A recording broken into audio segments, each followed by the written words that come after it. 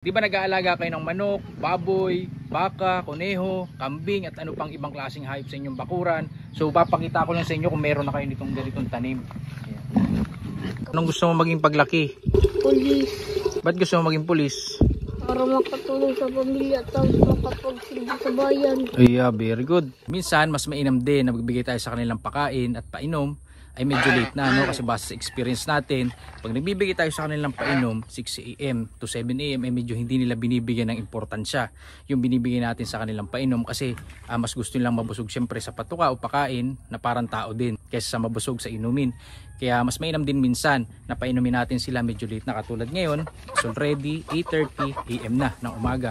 Sa ganitong oras ay mas ma-appreciate nila kung bibigyan natin sila ng painom. At at the same time, mas nagiging effective rin yung binibigay natin sa kanilang vitamins sa kanilang katawan dahil wala pang laman yung kanilang tiyan. So pagkatapos nun, saka natin sila bibigyan ng patuka para makakain na sila.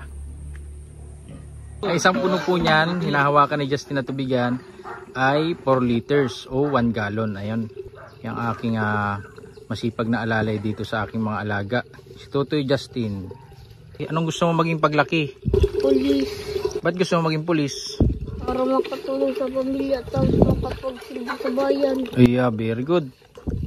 So dati lang, kasi proven and tested na natin ito simula pa nung una. So siya nga po pala, all-in-one vitamins na po, si Vitamin Pro with 28 times multivitamins and 8 times probiotics. Ayan, so mas pinalakas para sa ating mga alaga. Bibigay po natin ito pag normal ang panahon ay 3 times a week. Ang pinagkaiba lang pag masyadong masama ang panahon, sobrang init o di kaya maulan, katulad ngayong panahon, ibibigay po natin ito araw-araw. Ayan.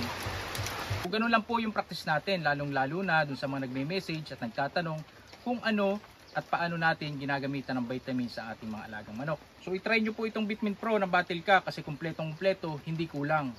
So ang isang dakot ay considered as 5 grams ng feeds. Ano po?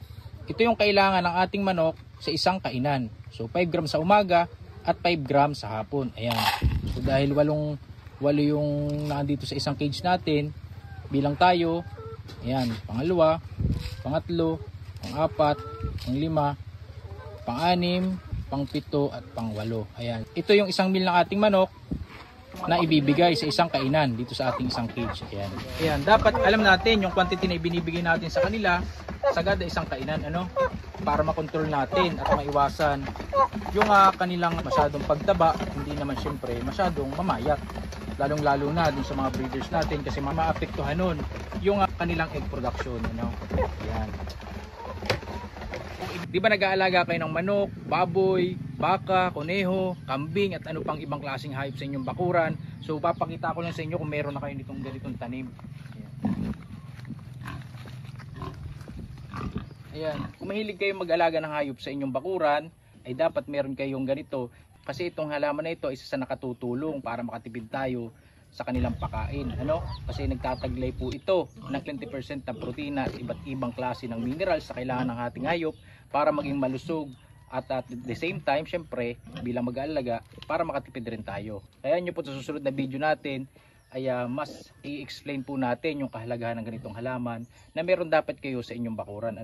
So hindi siya mahirap padamihin, hindi siya mahirap palakihin. Actually, marami nito sa ating mga kapitbahay. Minsan niya inahihingi pa natin ito sa kanilang bakuran. Yung Madera de Agua maganda yan sa mga inahining baboy. Ay mas nakakapagpagatas daw yan. Gatas lang.